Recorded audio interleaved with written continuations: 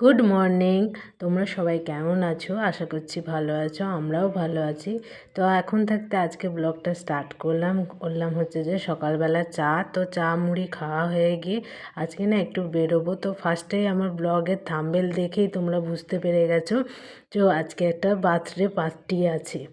তো তার জন্য এই যে রেডি হয়ে নিচ্ছে। এখন আমি যাব হচ্ছে যে একটু গিফট কিনতে। তো মেয়েও যাবে আমার সাথে। তো মেয়ে পড়তে গেছে, ওখান থেকে ওকে নিয়ে যাব, ওরও ছুটি হয়ে যাবে।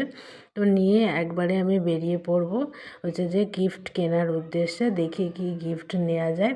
তো আমি ভাবছি যে কাজের জিনিসই নেবো, কেননা একটু বড় হয়ে গেছে, খেলাপাতি আর নেবো না। তো গিফট কিনে নিয়ে চলে এসেছি। তো গিফট নিয়েছিলাম হচ্ছে যে একটা রঙের বাক্স আর পেন্সিল, রাবার, কলসোলা এসব নিয়েছি। তো নিয়ে এসে মেয়েকে একটু ভাত দিয়ে দিলাম, কেননা আমাদের যেতে এখনও দেরি আছে। তো আজকে করেছিলাম যে সজনে ফুল ভাজা, মুসুর ডাল আর আলু ভাতে দিয়ে খাওয়া দাওয়া করে ঘর টর মুছে এই যে স্নান করে নিয়েছি। ভাবলাম চুড়িদারই পরে নিই, আর কাপড় আর পরবো না। তো মেয়েকেও একটা সারারা ড্রেস বার করে দিয়েছিলাম, ওটা পুজোর সময়ও নিয়েছিল। তো দুজনে মিলে এই যে রেডি হয়ে নিয়েছি, এবার একটু রেডি হব। তো আমার মেয়ের চুলটা এভাবে বেঁধে দিলাম, কেমন হয়েছে তোমরা অবশ্যই জানিও। আর আমার মেয়ের চুলের কালারটা এরম মনে হবে যেন কালার করা। আমি নিজেই আমার মেয়ের চুলের মানে এত বড় ফ্যান, কি বলবো। তো মা হয়ে নজর দিতে নেই গো। তো তবুও আমি সবাই বলে যে লাল করেছে, কিন্তু লাল আমরা করিনি, বুঝতে পেরেছ। ওর চুলটা ছোট থেকেই ওই রকমই কালার। তো সবাই বলে যে এইটাই দেবে, কালো হয়ে যাবে। তো আমি কিছুই করিনি, অরিজিনাল যেই কালারটা সেটা থাকাই আমার মনে হয় যথেষ্ট। এখনও খুবই ছোট এইসব করার জন্য। যখন ও নিজের মতো হবে তখন ও নিজের মতো করে নেবে ওর। তো এখনও রেডি করে দিয়েছে। আর ও কাজল আর লিপস্টিকটাও নিজেই দেয়, ওটা আমি লাগিয়ে দিই না, কেননা আমার হাত প্রচণ্ড পরিমাণে কাঁপে। আর এদিক ওদিক হয়ে গেলে তো বুঝতেই পারছো আমাকে কি করবে ও। তো ওই জন্য ওই দুটো জিনিস আমি ওকে নিজেই লাগাতে দিই, আর আমি দাঁড়িয়ে দাঁড়িয়ে দেখি কি হচ্ছে না হয়েছে। তো ও নিজেই এগুলো করে নিক। তো চলো তারপরে হবে আমি রেডি হব। তো আমার কিছুই রেডি হওয়ার নেই, একটু কাজল পরবো, একটু লিপস্টিক লাগাবো আর একটু মুখে পাউডার দিয়ে নিই। তো ওইটাই আমার রেডি, আর কোনো রেডি নেই। একটু টিপ সিঁদুর এসব সব পরে নেবো, ব্যাস এইটুখানি রেডি হওয়া। তো ওড়নাটা নিয়ে চলে যাব। তো শাড়ি পরলাম না। তো শাড়ি পরতে আমার খুবই ভালো লাগে, কিন্তু শাড়ি আমার তাড়াহুড়ো করে সবসময় পরা হয় না। তো এমনি 12টা বেজে গেছে, কারোর বাড়ি যেতে গেলে একটু তাড়াতাড়ি যেতে হয়। তো ওই জন্যে আমার শাড়ি পরতে একটু লেট হয়। আমার হাজব্যান্ডও শাড়ি পরতে দেয় না আমাকে, কিন্তু আমার শাড়ি পরতে খুবই ভালো লাগে। আমাকে আবার বলবে বাড়িতে শাড়ি পরে থাকো, বাড়িতে শাড়ি পরে থাকা যায়, ওই জন্য বাড়িতে আমি শাড়ি পরি না। বাড়িতে আমার শাড়ি পরতে খুব অসুবিধা হয়, শাড়ি পরে আমার সব কাজ যেন মনে হয় যেন দেরি হচ্ছে। মানে নাইটি পরে যে ছুটি করে যে আমরা যে কাজটা করতে পারি, সেটা আমার নাইটি পরে প্রচণ্ড কাপড় পরে প্রচণ্ড অসুবিধা হয়।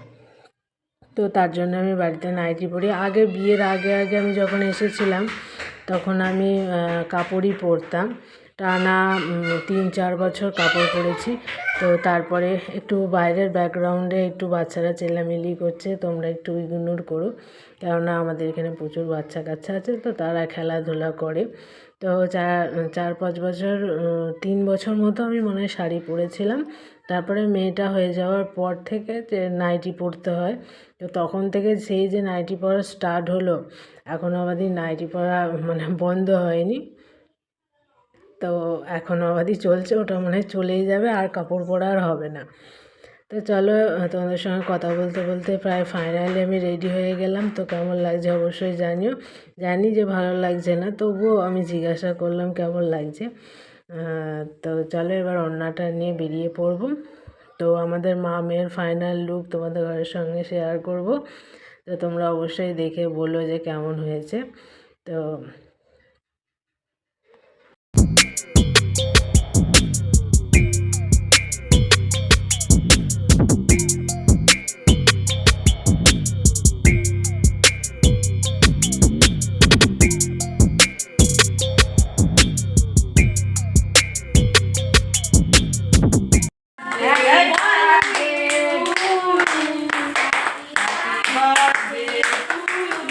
এই হচ্ছে আমাদের বার্থডে গার্ল। তো আমি এখানে চলে এসেছি। তো এইটা হচ্ছে আমার এক বাপের বাড়ি, এটা হচ্ছে আমার সেকেন্ড বাপের বাড়ি। তো আমার প্রথম বাপের বাড়ি আছে, এটা হচ্ছে আমার সেকেন্ড বাপের বাড়ি। তো সেকেন্ড বাপের বাড়িতেও আমি সেম ভালোবাসা পাই, তো তার জন্যে আমি যাই ওদের বাড়ি। তো এটা হচ্ছে আমার ভাইজি, আর এই যে পাশে বসে আছে এটা হচ্ছে আমার ভাইপো, এটা আমার বড়দার ছেলে, আর এটা হচ্ছে আমার ছোটদার মেয়ে। তো মেয়েটার আজকে বার্থডে, তো তার জন্য আমরা গেছিলাম, যে ও কেক কাটিং করছে। তারপরে যে খাওয়া দাওয়ার ব্যবস্থাও করেছিল হচ্ছে যে পোলাও, এঁচোড় চিংড়ি, মাংস। এটা হচ্ছে আমার বড় বৌদি। পোলাও, মাংস, এঁচোড় চিংড়ি, তারপরে চাটনি, পাঁপড়, দই, মিষ্টি, ভালো আয়োজন করেছে।